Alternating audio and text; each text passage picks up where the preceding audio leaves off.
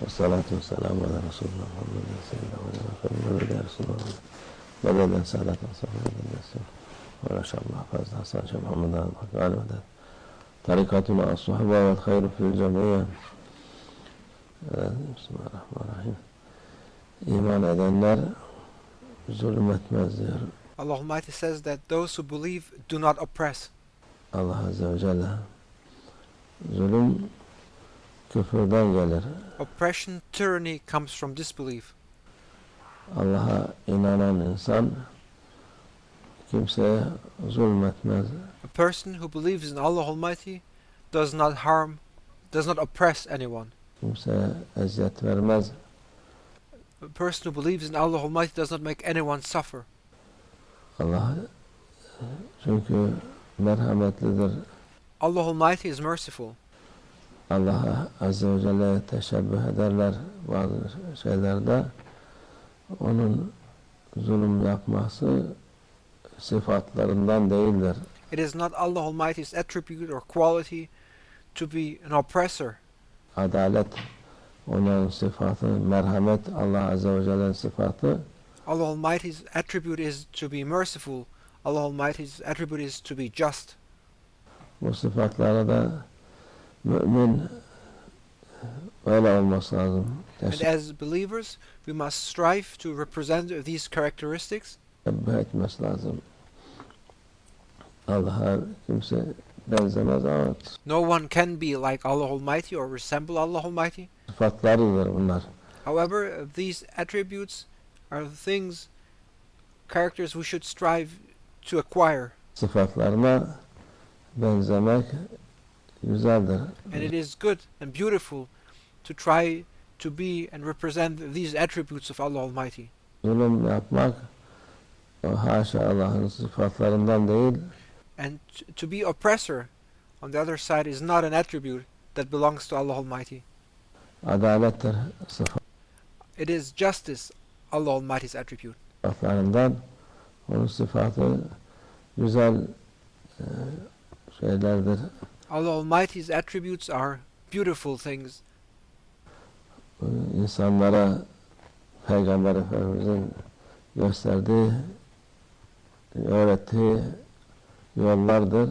Through the example of our beloved Prophet, peace and blessings be upon him, Allah Almighty showed His beautiful ways to people. Onu yapan Allah'ın rızasını kazanmış olur. And those who try to resemble and try to acquire these divine attributes will be obtaining Allah Almighty's satisfaction. Ondan yapmayan, zulüm yapan da Allah Those who do not strive to acquire these attributes will be oppressors, Allah'ın gazabına mucib olur. and those who oppress will be obtaining Allah Almighty's punishment. Ona muhakkak cezası olacak. And those who oppress will certainly be punished, Tövbe etme, unless they ask Allah Almighty for forgiveness. devam ederse zulmüne, o If they continue, if they persist in their oppression, zulüm başına gelir o insanın. then they themselves will undergo the oppression they afflict onto others, Bir fayda yapmaz. and they will be not gaining any benefit through their oppression. Kötülük olur kendisine. Zulüm And the result of oppression is badness. dedin her türlü haksızlık, And what is oppression? It is all kinds of injustice, her türlü yüzsüzlük, kötülük. oppression is all kinds of bad behavior, all kinds of evil or wickedness. Bu zulümdür. That is oppression. Herkese, insanoğluna da yürüdüğün yere bile o zulüm, yaptığın kötülük zulüm sayılır. Çünkü Allah Azze ve Celle muhakkak bir güzel hayat vermiş herkese. Onu Allah Almighty has given everyone a beautiful life, kötü kullanan kendine de zulmetmiş olur. and those who use this life in a bad way have oppressed themselves. başkasına da zulmetmiş olur. Onun için and will have oppressed others. dikkat etmek lazım. Therefore, we need to be careful.